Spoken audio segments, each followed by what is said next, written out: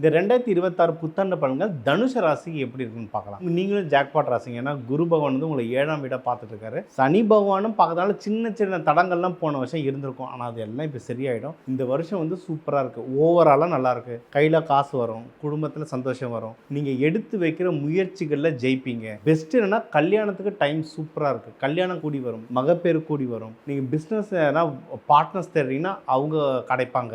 நீங்கள் வந்து யாருன்னா லவ் பண்ணுறீங்க, அந்த லவ் மேரேஜாக மாற்றணும்னா சூப்பராக டைம் இருக்குது. எதிரிகள் தொல்லை வரும். ஸோ லவ் மேரேஜ் ஈஸியாக நீங்கள் மேரேஜாக மாற்றலாம். உங்களை விட பெரியவங்க அட்வைசஸ் கைடன்ஸ் உங்களுக்கு நல்லா கிடைக்கும். ஆஃபீஸில் வந்து ஏதாவது பாலிடிக்ஸ் நடக்கிற மாதிரி இருந்தால் அங்கேருந்து தள்ளி இருக்கிறது ரொம்ப நல்லது.